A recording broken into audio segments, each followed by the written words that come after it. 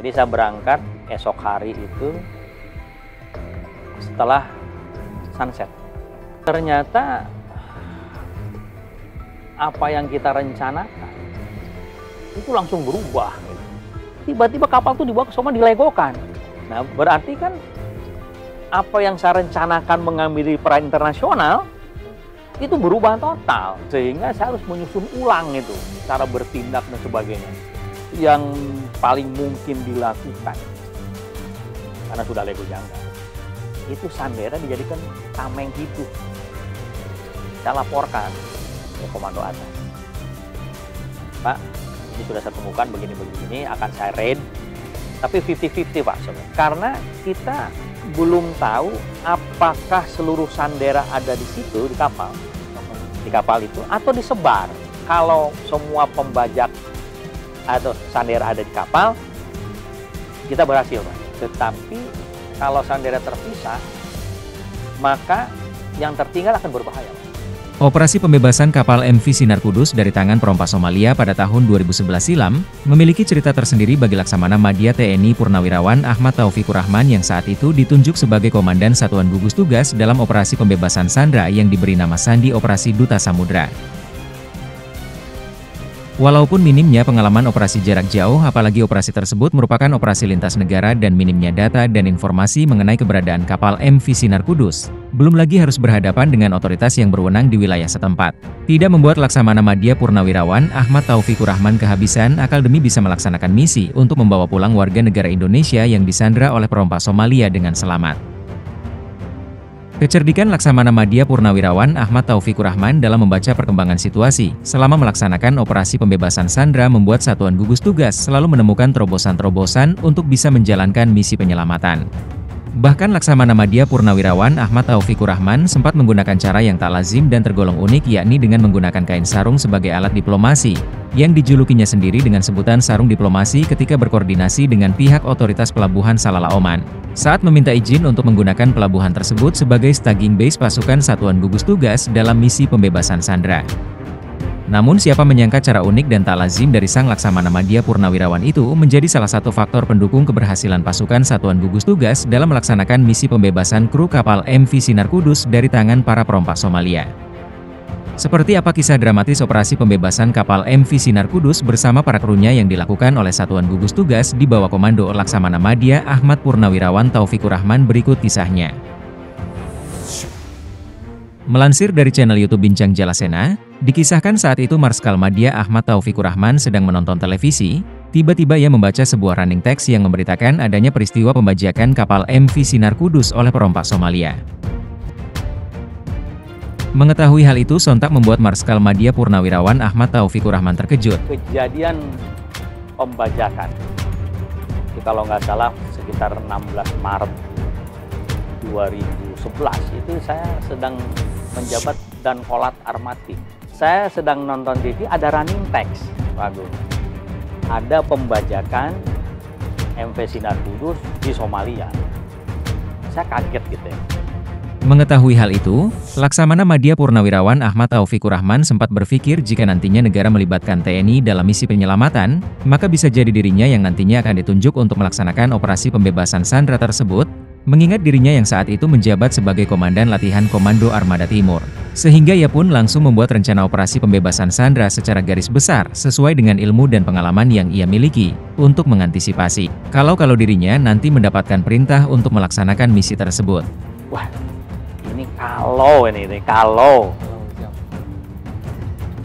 negara akan mengirim kekuatan, mungkin saya ditunjuk. Maka saya ambil kertas, Pak Agung, oret-oretan lah, 2 lembar. Sewaktu-waktu saya tiba-tiba dipanggil gitu kan. Itu hanya kebiasaan kita aja. Terus saya buat rencana, buat rencana gini-gini. Kalau seandainya ditunjuk gini.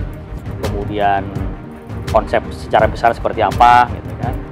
Ya, saya buatlah sekitar 2 lembar itu. Dan benar saja dugaan Laksamana Madya TNI Purnawirawan Ahmad Taufikur Rahman. Selang 2 hari ia pun mendapat perintah untuk menuju ke Koarmabar di Jakarta. 2 hari kemudian betul, tiba-tiba saya dipanggil ke Armabar gitu. Hari besok saya serah terima dan kolan, saya ke Jakarta. Namun saat di tengah perjalanan tiba-tiba ia mendapatkan perintah lagi untuk langsung menuju ke Mabesal untuk mengikuti rapat. Tiba-tiba karena saya mau ke Armabar, di tengah jalan diperintahkan langsung ke Mabesal. Gitu. Segera kumpul di ruang rapat ini. Gitu. Ya saya ke sana kan. Begitu ia tiba di ruang rapat, tiba-tiba Laksamana Madya TNI Marsetio selaku Wakasal yang saat itu memimpin rapat langsung menunjuk dirinya untuk menjadi komandan pasukan pembebasan Sandra. Beruntung dirinya telah mempersiapkan catatan-catatan yang sudah ia buat sebelumnya pada saat mengetahui dari Running Text TV adanya aksi pembajakan kapal MV Sinar Kudus. Nah, saya masuk ke sana, waktu itu rapat dipimpin oleh Wakasal, Pak Marsetio. Jadi begitu saya masuk itu, Fik, nanti kamu yang bawa ya? Saya kaget juga gitu. Dan untung saya udah punya catatan itu. Nah, dipaparkanlah rencana yang sudah disusun oleh Mabesal. Rencana namanya disebut Duta Samudra dan sebagainya. Usai mendengarkan paparan mengenai rencana operasi pembebasan Sandra, Laksamana Madya Purnawirawan Ahmad Taufikur Rahman yang telah ditunjuk sebagai Komandan Satuan Gugus Tugas pun dimintai pendapat oleh Wakasal perihal rencana operasi yang baru saja dipaparkan. Selesai paparan, saya ditanya sama Pak Marsetio, Rik, gimana menurut kamu operasi ini? Lantas Laksamana Madya Purnawirawan Ahmad Taufikur Rahman pun menyarankan beberapa perubahan dari rencana operasi yang baru saja dipaparkan itu, yakni tentang rencana rute perjalanan dan lokasi yang nantinya akan dijadikan staging base selama proses pelaksanaan operasi dengan menjelaskan beberapa alasan mengapa dirinya menyarankan perubahan pada dua hal yang dimaksudkan. Ada dua hal yang saran kami Pak dirubah Pak, kalau memang saya yang bawa Pak. Apa itu? Yang pertama, rute tidak lewat ke Sabang dulu Pak. Saya langsung Selat Sunda ke Laut Arab. Kenapa? Saya akan mengambil kapal itu di perairan internasional. Kalau di perairan internasional kita punya yurisdiksi kapal perang terkait dengan pembajakan ini. Boleh melakukan tindakan. Tapi kalau sudah nanti Lego Jangkar di Somalia, itu persoalan jadi berbeda. Secara politik maupun secara kekuatan. Yang kedua, karena operasi jarak jauh Pak, saya berpikir kita harus ada staging base. Nah kelihatannya Mabesal sudah menyiapkan di Djibouti. Saran saya tidak di Djibouti Pak, saya akan buat staging base di Salalah, Oman. Kenapa? Yang pertama, jarak Pak. Djibouti ke perairan Somalia itu 2 hari. Salalah, Oman 1 hari. Jadi kita akan lebih cepat. Yang kedua, alur. Alur Djibouti itu agak rumit gitu. Banyak karang dan sebagainya, harus butuh. Kalau di Salalah itu laut bebas langsung masuk, setengah jam udah bisa sandar. Yang ketiga, untuk logistik. Djibouti agak kesulitan, bahan bakar, bahan mentah dan bahan mentah susah, bahan basah. Tapi di Salalah itu sudah lengkap. Bahan bakar, kemudian supermarket dan sebagainya mudah. Itu spare juga, air tawar lebih. Setelah mendengar beberapa penjelasan yang disampaikan oleh Laksamana Madya Purnawirawan Ahmad Taufikur Rahman, Wakasal pun menyetujui saran tersebut. Akhirnya disetujui oleh beliau. Usai mengikuti rapat di Mabesal, malam harinya Marskal Madya Ahmad Taufikur Rahman dipanggil menghadap Presiden SBY di Cikeas untuk melaksanakan briefing operasi pembebasan Sandra bersama para petinggi TNI. Malam saya dipanggil ke Cikeas. Ada 5 orang waktu itu.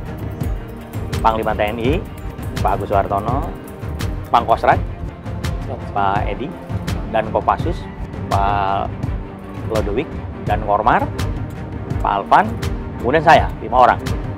Nah, Presiden didampingi oleh Menko Polhukam, Pak Joko Suyanto. Dalam briefing tersebut, Presiden SBY yang didampingi oleh Menko Polhukam menyampaikan bahwa pemerintah Indonesia tidak akan tunduk pada keinginan pembajak, dan memerintahkan Panglima TNI untuk melaksanakan operasi militer untuk membebaskan warga negara Indonesia yang disandra. Briefing arahan Presiden itu singkat dan jelas. Intinya hanya bilang, kita tidak tunduk kepada tuntutan pembajak, laksanakan operasi militer. Dan bebaskan, selamatkan Sandra, laksanakan tindakan. Besok berangkat, nah itu. Malam itu Besok berangkat. Usai melaksanakan briefing bersama Presiden SBY dan para petinggi TNI, Laksamana Madya Ahmad Taufikur Rahman pun menghadap Panglima TNI untuk koordinasi guna mengantisipasi apabila terjadinya hal-hal yang tidak diinginkan selama pelaksanaan tugas operasi. Mengingat operasi kali ini adalah operasi lintas negara dan sangat minim pengalaman, serta belum ada gambaran sama sekali mengenai objek yang menjadi sasaran dalam tugas operasi tersebut. Nah, selesai bubar, saya menghadap Panglima TNI. Pak, ini informasi ini masih sangat minim, Pak. Kita belum tahu apa yang akan kita hadapi, siapa, bagaimana, ya kan? Cara bertindak mereka seperti apa, yang membahayakan seperti apa, kita belum tahu. Nah, Pak, nanti sambil jalan, saya bilang, saya akan coba susun cara bertindak. Nah, saya tidak akan minta arahan atau perintah dari Bapak. Saya hanya minta persetujuan aja, Pak. Loh, kenapa? Kata beliau. Kalau terjadi ekses dari operasi ini, saya akan bilang saya salah menerjemahkan. Jadi kalau ada sesuatu, entahkah itu ada collateral damage atau pelanggaran atau apapun, kegoncangan itu cukup dan gus pulabar saja. Tidak sampai ke Panglima TNI. Apalagi sampai ke Presiden, gitu kan. Di Panglima beliau, terlalu berat, tidak apa-apa Pak, ini resiko komen-komen takut Pak. Besok harinya setelah matahari terbit, tim Satuan Gugus Tugas pun berangkat menuju ke lokasi untuk melaksanakan misi pembebasan Sandra sesuai dengan yang sudah direncanakan. Pergerakan Satuan Gugus Tugas ini sangat dirahasiakan bahkan tidak boleh dipublikasikan oleh media. Besoknya betul berangkat. Jadi saya berangkat esok hari itu setelah sunset. Dan itu tidak boleh diberitakan, silent betul. Jadi pelan langsung ke Selat Malaka, ke Laut Arab. Saat tim Satuan Gugus Tugas tiba di wilayah perairan internasional yang semula diketahui merupakan lokasi kapal MV Sinar Kudus itu dibajak, ternyata kapal tersebut sudah tidak lagi berada di perairan tersebut karena telah dibawa oleh para pembajak ke perairan Somalia. Ternyata apa yang kita rencanakan itu langsung berubah. Kenapa? Mungkin mereka tahu atau menghitung atau bagaimana gitu ya. Tiba-tiba kapal itu dibawa ke Somalia, dilegokan. Udah masuk ke sana gitu kan. Hal itu membuat semua rencana operasi yang sudah dibuat sejak awal berubah total karena tim Satuan Gugus Tugas yang rencananya akan melakukan operasi pembebasan Sandra di wilayah perairan internasional kini harus menuju ke wilayah perairan Somalia dan melakukan operasi pembebasan Sandra di wilayah tersebut yang tentunya memiliki prosedur dan cara bertindak yang berbeda dan lebih beresiko. Hal ini membuat Laksamana Madya Purnawirawan Ahmad Taufikur Rahman pun harus menyusun ulang rencana operasi. Berarti kan apa yang saya rencanakan mengambil perairan internasional itu berubah total. Nah, sehingga saya harus menyusun ulang itu cara bertindak dan sebagainya. Ia pun mulai mempelajari seluk-beluk kehidupan masyarakat Somalia dan menganalisa segala kemungkinan-kemungkinan yang akan terjadi jika dilakukan operasi pembebasan Sandra di wilayah perairan tersebut. Nah, berarti kan apa yang saya rencanakan mengambil perairan internasional itu berubah total. Nah, sehingga saya harus menyusun ulang itu cara bertindak dan sebagainya. Nah, akhirnya situasi seperti itu saya harus hitung ulang. Akhirnya saya pelajari bagaimana sih orang-orang Somalia itu. Dan karena di situ nanti akan saya hitung betul. Akhirnya nanti most likely enemy course of action dan most dangerous enemy course of action. Dua hal yang menjadi concern bagi Laksamana Madya Purnawirawan Ahmad Taufikur Rahman saat itu. Yang pertama yaitu kemungkinan para perompak Somalia akan menjadikan para sandera sebagai tameng hidup jika terjadi serbuan, dan yang kedua yakni kemungkinan akan adanya bala bantuan dari kelompok pembajak Somalia yang berada di daratan saat tim Satuan Gugus Tugas melaksanakan penindakan. Kedua hal tersebut tentunya akan sangat membahayakan keselamatan para sandera dan personil Satuan Gugus Tugas jika tidak benar-benar diantisipasi. Sehingga Laksamana Madya Purnawirawan Ahmad Taufikur Rahman pun benar-benar harus memutar otaknya dalam menyusun rencana operasi saat itu karena salah sedikit saja, resikonya akan sangat fatal. Nah, dari situ saya lihat yang paling mungkin dilakukan, karena sudah lego jangkar, itu sandera dijadikan tameng hidup. Kemudian paling membahayakan yaitu nanti dia dengan segala kekuatan dari darat ada bala bantuan, itu udah juga jangkar. Dan untuk mendukung kelancaran penyusunan rencana operasi tersebut, tim Satuan Gugus Tugas harus mengetahui terlebih dahulu di mana lokasi pasti dari kapal MV Sinar Kudus. Sehingga Laksamana Madya Purnawirawan Ahmad Taufikur Rahman melakukan komunikasi dengan Task Force 151, yakni salah satu otoritas militer yang berwenang di wilayah tersebut untuk mencari informasi tentang keberadaan dari kapal MV Sinar Kudus. Tetapi sebelum itu, kita harus mencari dulu di mana sebetulnya kapal ini. Lokasinya ada di Betul, ya Bang. Karena ternyata mereka bisa di Eldanan. bisa di Hobyo, bisa di Eyel, ada beberapa tempat itu. Nah, kita kebetulan kita sudah bisa menjalin hubungan dengan Takfos 151 yang Amerika. Saya pikir itu aja gitu kan. Dari hasil komunikasi itu diketahui ternyata kapal tersebut berada di Eldanan. Namun untuk lokasi pastinya belum diketahui, sehingga tim gugus tugas melakukan pengintaian dengan menggunakan helikopter untuk mencari lokasi kapal MV Sinar Kudus berada. Karena operasi ini bersifat rahasia, maka semua atribut militer dan lambang-lambang yang bisa mengungkapkan identitas militer maupun negara dihilangkan untuk mengantisipasi apabila terjadi hal-hal yang tidak diinginkan. Ketemulah di Eldanan. dalam radar itu ternyata kotak besar tuh banyak juga. Yang mana ini? Akhirnya besok kita terbangkan helikopter. Terbangkan helikopter pun identitas kita hilang. Dari pilot juga nggak boleh pakai tanda-tanda, ya, merah putih dihilangkan. Artinya kalau terjadi sesuatu, ya kita lost sudah gitu aja. Setelah mengumpulkan data-data dan informasi tentang keberadaan kapal KM Sinar Kudus yang dibajak serta data-data pendukung lainnya, Laksamana Madya Ahmad Taufikur Rahman pun melapor ke Panglima TNI bahwa tim Satuan Gugus Tugas siap untuk melaksanakan penindakan membebaskan warga negara Indonesia yang disandra. Namun untuk tingkat persentase keberhasilan menyelamatkan para sandra masih 50-50. Sedangkan perintah jelas dari Presiden SBY, penindakan bisa dilaksanakan apabila persentase tingkat keselamatan para sandra 70-30. Nah, begitu ketemu data-data itu, saya laporkan ke komando atas. Pak, ini sudah saya temukan begini-begini, akan saya raid dan sini secara taktis gitu kan. Tapi 50-50 Pak sebenarnya. Dan kenapa? Gitu kan. Karena Presiden bilang harus 70% keberhasilan baru go. Nah, saya harus menyampaikan kepada Panglima TNI agar disampaikan ke Presiden bahwa ini masih 50-50. Hal tersebut disampaikan oleh Laksamana Madya Purnawirawan Ahmad Taufikur Rahman karena ia sendiri belum bisa memastikan apakah para sandra seluruhnya berada di kapal MV Sinar Kudus atau disebar oleh para pembajak. Sebab dari informasi yang ia dapat dari pengalaman negara lain dalam melaksanakan operasi pembebasan sandra, ternyata para sandranya itu dicampur-campur dari berbagai negara oleh para pembajak. Hal itu masuk akal jika berkaca dari pemikiran para pembajak tentunya dengan berbagai alasan, seperti mempersulit dilakukannya operasi penyelamatan dan menghindari pelarian bersama yang dilakukan oleh para sandra. Karena kita belum tahu apakah seluruh sandera ada di situ, di kapal itu, atau disebar. Nah, kenapa saya berpikir seperti itu? Ada beberapa hal. Pertama, yang pernah dibebaskan tuh krunya campuran tuh. Bisa saja kan dipindah-pindah. Nah, kalau saya sebagai pembajak, maka itu hal yang logik. Satu, untuk menghindari serbuan, kalau dipisah kan sulit ya. Yang kedua, menghindari pelarian bersama.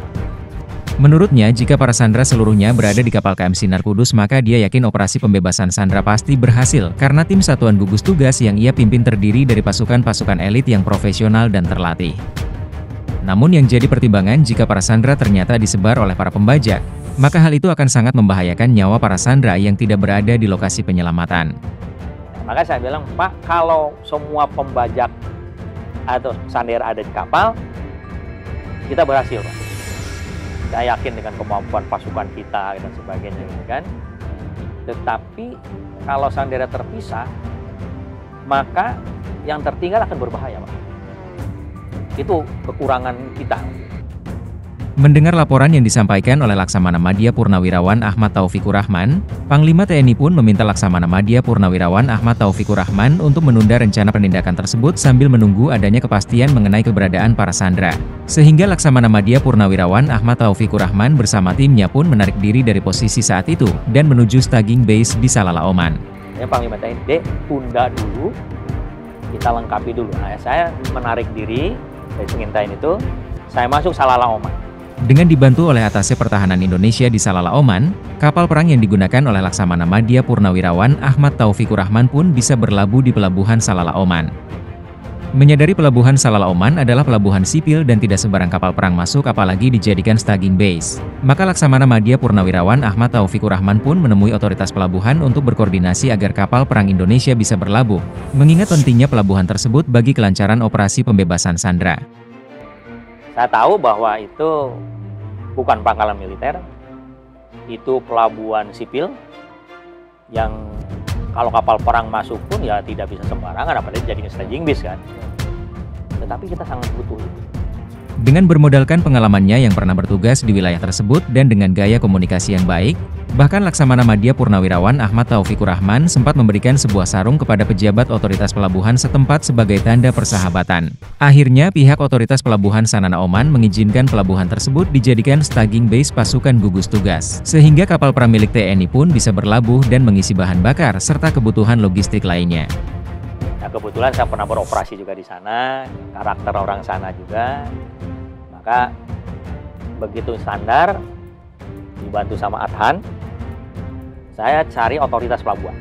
Nah, Assalamualaikum, Pak Imar Brother, biasa kita cerita-cerita, saya sampaikan, betul, nggak bisa Pak Taufik, begini. Saya bilang sesama muslim bantulah, karena saya butuh, begini. Nah, saya kasih sarung, ini sarung, gitu kan. Wah, alhamdulillah, syukron. Akhirnya boleh, Pak Agung. Gitu. Nah, itu satu tantangan selesai kan. Berarti saya bisa ngisi bahan. Karena kita nggak bawa tanker, Pak. Setelah beberapa saat berada di pelabuhan Salalah Oman, Satuan Gugus Tugas di bawah Komando Laksamana Madya Purnawirawan Ahmad Taufikur Rahman pun meninggalkan pelabuhan tersebut dan kembali melaksanakan pengintaian dan pengumpulan data-data serta informasi yang dibutuhkan selama kegiatan operasi. Laksamana Madya Purnawirawan Ahmad Taufikur Rahman pun terkejut karena di sana tim Satuan Gugus Tugas bertemu dengan satuan-satuan besar seperti CMF, European Naval Force, dan satuan-satuan besar lainnya dari berbagai negara yang ternyata sudah lama beroperasi di wilayah perairan tersebut. Nah, setelah itu saya keluar kan, barulah saya ketemu dengan satuan-satuan besar. Saya jadi kaget gitu loh. Dalam benak saya berangkat itu kan kita akan membacakan kapal kita gitu kan. Iya kan, ternyata sudah kekuatan besar di sana. CMF itu kan di bawah bintang 3, Pak. Amerika, dari Panglima Armada Sentralnya itu. Dan ternyata bukan hanya itu. Ada European Naval Forces, itu bintang 1 juga. Ada Standing NATO Maritime Group. Ada Independent Deployer. Ada Rusia, ada Cina. Kehadiran dua kapal perang frigate milik TNI sontak menyita perhatian satuan-satuan besar tersebut, terutama dari Satuan Task Force 151, sebagai satuan yang memiliki otoritas di wilayah perairan di mana kapal perang TNI berada saat itu. Sehingga mereka pun mempertanyakan keberadaan kapal perang TNI di wilayah tersebut dan meminta agar kapal perang TNI tidak masuk ke wilayah yang menjadi tanggung jawab mereka.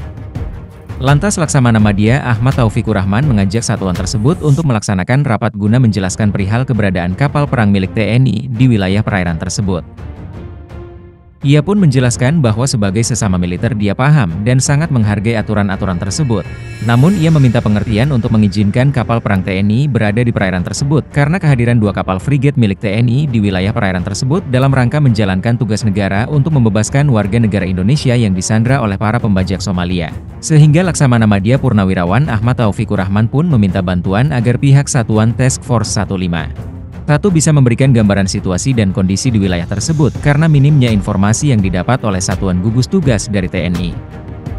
Beruntung Satuan Task Force 151 mengerti dan memberikan semua informasi yang dibutuhkan oleh Laksamana Madya Ahmad Taufikur Rahman secara lengkap dan jelas. We have a national tasking, gitu kan? Nah, karena ini komunikasi, akhirnya saya undang untuk rapat. Jadi di tengah laut mereka mau kita ketemu RP, kemudian kita undang. Terutama yang dari Task Force 151 kan. Nah, di situ tegas sekali mereka mengatakan bahwa ini area of our responsible. Jadi daerah tanggung jawab kami, Anda tidak boleh masuk gitu. Kan? Nah, kemudian saya sampaikan bahwa memang sebagai sesama militer saya sangat menghargai itu. Tetapi saya minta pengertian bahwa saya punya national tasking untuk membebaskan itu, gitu kan? Nah, oleh karena itu saya dengan informasi sangat minim ini mohon penjelasan. Dia jelaskan Pak Agung, gamblang sekali. Meski demikian, Satuan Gugus Tugas belum bisa melakukan penindakan untuk membebaskan para sandera karena terbentur aturan. Beruntung dari penjelasan dari Satuan Task Force 151, saat itu ada satu aturan yang bisa mengizinkan pelibatan satuan dari luar otoritas militer wilayah setempat pada kondisi tertentu. Dan aturan tersebutlah yang dijadikan celah oleh Laksamana Madya Purnawirawan Ahmad Taufikur Rahman, sehingga akhirnya Satuan Gugus Tugas pun mendapatkan izin dari Satuan Task Force 151 untuk melaksanakan misi penyelamatan sandera. Bagaimana saya caranya gitu bisa masuk gitu kan. Nah, salah satunya lagi penjelasan dari mereka, ada yang namanya unique challenge mereka, ya semacam aturan pelibatan. Nah, aturan pelibatan begini, salah satunya adalah bahwa kalau pembajak sudah on board, mereka tidak boleh bertindak apapun karena membahayakan, ya kan? Nah, ini celah saya untuk masuk nih, gitu kan? Dalam batin saya pernah punya pengalaman di MT Pematang kan, dengan dengan anggota kapal. Dan sekarang saya bawa pasukan khusus kan, ada Denjaka, ada Taifib, ada Pasca, ada Yonbannya Kopassus kan, pede sekali lah gitu kan. Kong Dulo juga bisa gitu kan, dengan pasukan yang saya latih sendiri. Saya bilang, kalau begitu saya akan di luar, tolong dibebaskan. Saya bilang, oh nggak bisa Pak Taufik, kami nggak boleh, unique challenge tadi. Oh kalau gitu saya masuk, saya bilang. Akhirnya diizinkan Pak. Nah, berarti tantangan kuda sudah bisa saya atasi gitu kan.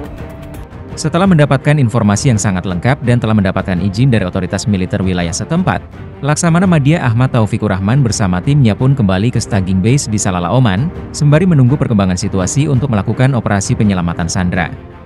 Akhirnya saya kembali lagi ke staging base itu sambil nunggu perkembangan kan. Ternyata proses negosiasi dari pihak perusahaan dan kelompok pembajak sudah berjalan, sehingga Laksamana Madya Ahmad Taufikur Rahman pun mengubah rencana dengan merubah postur pasukannya yang awalnya siap tempur dan bergerak secara rahasia, menjadi postur diplomasi dan sudah terang-terangan menampakkan diri kepada para pembajak sambil mengawasi proses negosiasi yang sedang berlangsung antara pihak perusahaan dengan pihak pembajak. Nah, rupanya negosiasi udah jalan. Nah, akhirnya saya merubah postur, Pak Agus. Asalnya kan postur tempur nih, di mana saya siap menyerbu, kemudian kehadiran kita kan kita samarkan, ya kan? Ya nggak boleh tahu kan, saya kadang-kadang malam keluarnya atau apa. Nah, karena ada negosiasi, maka posturnya dirubah jadi postur diplomasi. Saya dekatkan betul itu. Jadi saya monitor negosiasinya mereka, ya kan? Mereka saling nggak percaya, saya dekatkan. Tuh, ada kata kaget mereka. Rupanya kehadiran Satuan Gugus Tugas di sekitar wilayah kapal MV Sinar Kudus tempat berlangsungnya proses negosiasi, memberikan efek tekanan psikologis kepada para pembajak sehingga proses negosiasi yang awalnya berlangsung alot akhirnya menemui kata sepakat. Negosiasi alot lah gitu kan. Nah, ternyata akhirnya deal. Karena dibilang begini, kalau nggak mau dengan ini, maka di luar kendali perusahaan, maka Angkatan Laut akan melaksanakan tindakannya sendiri. Meski proses negosiasi telah menemukan kata sepakat, namun Laksamana Madya Purnawirawan Ahmad Taufikur Rahman tidak mengendurkan kewaspadaannya karena ternyata dari pihak pembajak sendiri. Mereka terbagi atas 4 kelompok, 3 diantaranya setuju dengan kesepakatan dengan perusahaan, sedangkan 1 kelompok lagi tidak setuju dan langsung meninggalkan kapal MV Sinar Kudus. Hal itulah yang membuat Laksamana Madya Purnawirawan Ahmad Taufikur Rahman tidak mengendurkan kewaspadaannya mengantisipasi kalau 1 kelompok pembajak yang tidak setuju dengan hasil kesepakatan itu melakukan hal-hal yang tidak diinginkan. Sehingga meski Satuan Gugus Tugas berada dalam postur operasi diplomasi, namun para personil tetap dalam kondisi siaga dan siap tempur. Ternyata ada 4 kelompok di situ, Pak Agus. Ada 4 faksi lah. Nah, 3 faksi sudah setuju, yang 1 faksi ini tidak setuju. Kelompok pembajak itu. Pembajak itu.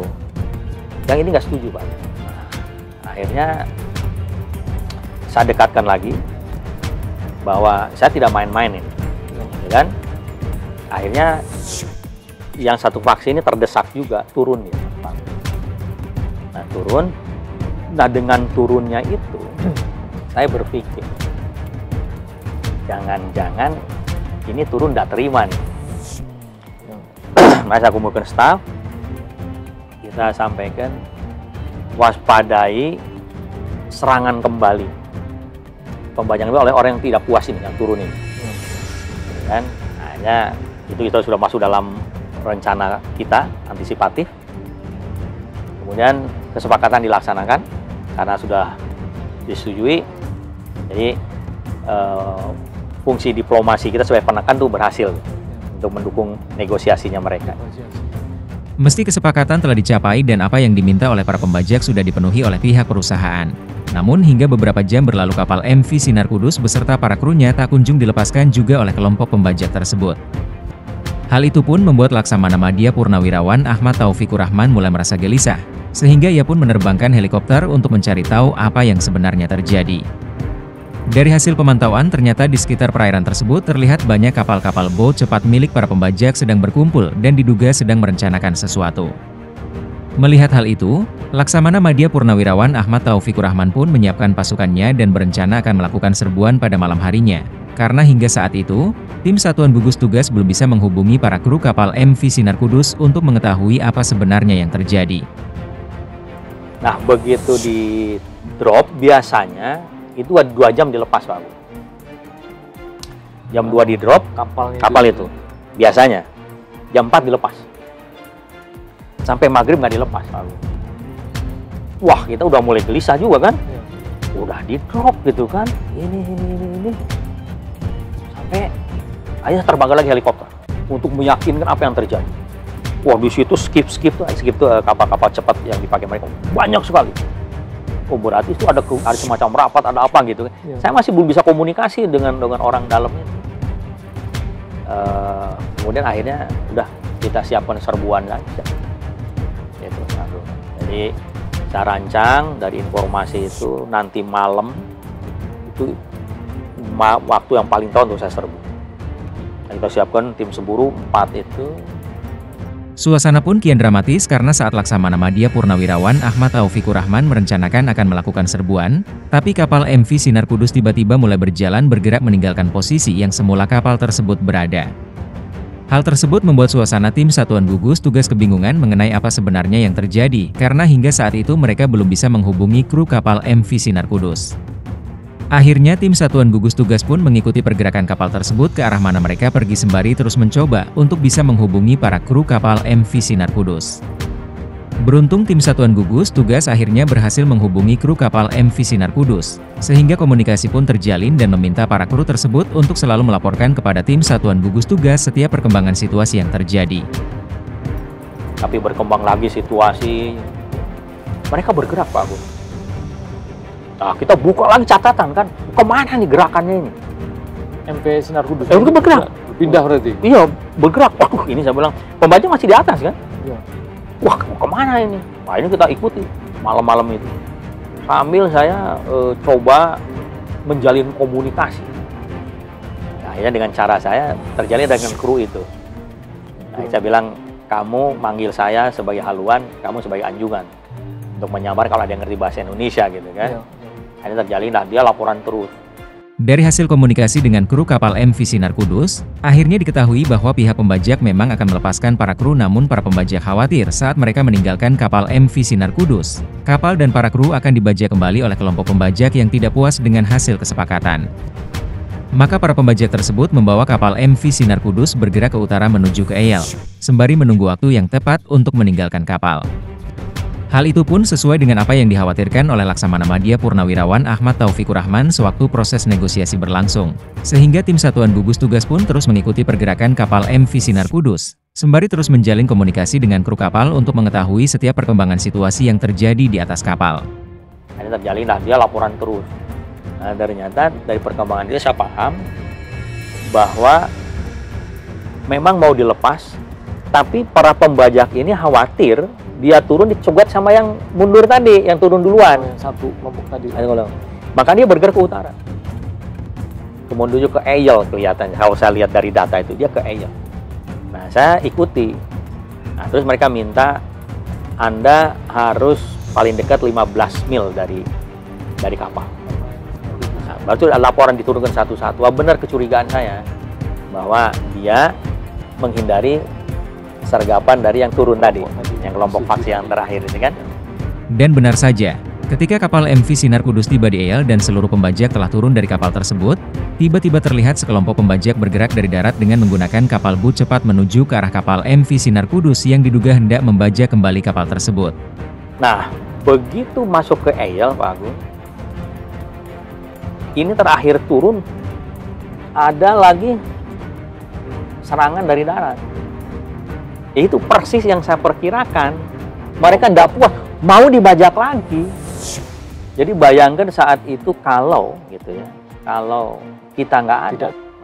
Melihat hal itu, para kru kapal MV Sinar Kudus pun mulai panik dan langsung menghubungi tim satuan gugus tugas. Beruntung hal itu sudah diantisipasi sejak awal oleh Laksamana Madya Purnawirawan Ahmad Taufikur Rahman, sehingga begitu melihat ada pergerakan kelompok pembajak dari darat yang mengarah ke kapal MV Sinar Kudus, tim satuan gugus tugas langsung melakukan serbuan dengan menggunakan helikopter sehingga membuat para kelompok pembajak yang hendak membajak ulang kapal MV Sinar Kudus langsung berbalik arah dan memilih untuk kembali ke daratan.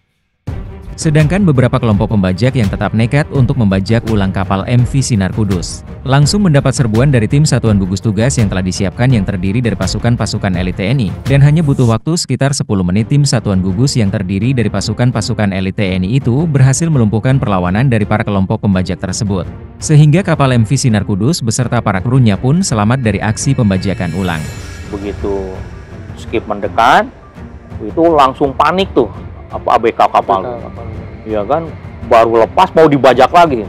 Wah, itu teriak-teriak, Pak kita gini. Helikopter saya udah di atas. Nah, kemudian saya strafing dulu tuh, yang dari darat itu. Hanya banyak yang balik lagi tuh. Ada yang nekat.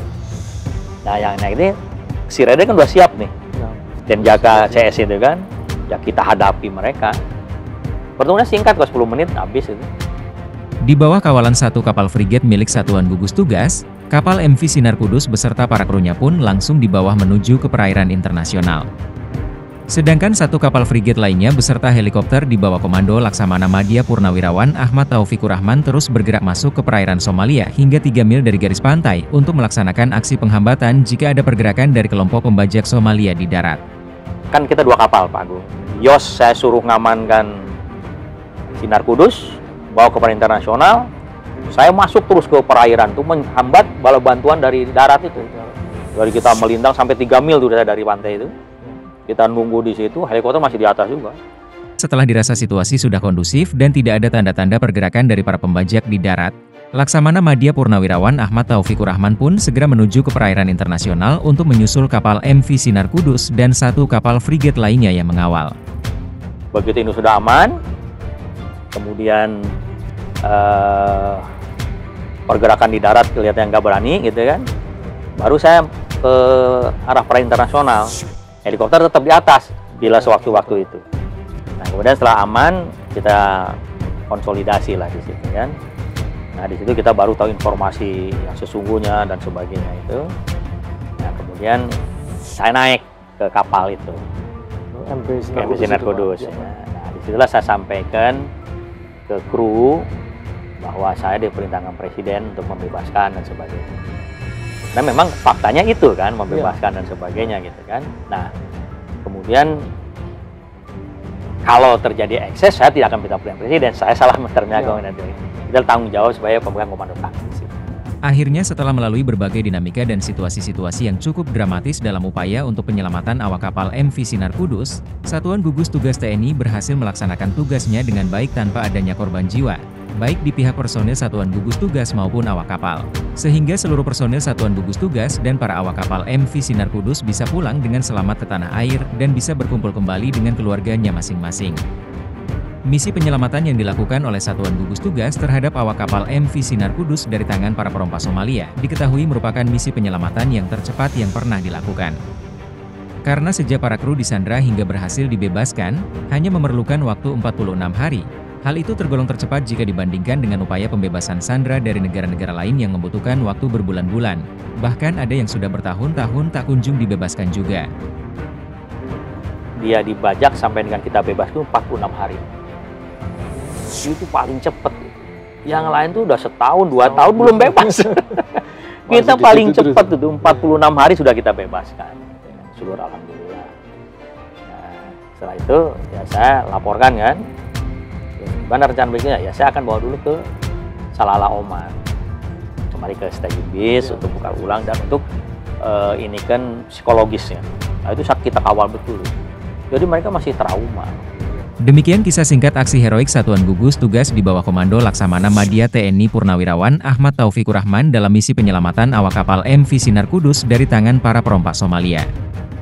Untuk kisah selengkapnya, kalian bisa menontonnya di channel YouTube Bincang Jalasena. Terima kasih sudah menonton. Jangan lupa like dan subscribe agar tidak ketinggalan upload video terbaru kami, dan bagikan video ini kepada rekan dan sahabat untuk saling berbagi kisah-kisah inspiratif dan motivasi. Salam Army Channel Indonesia.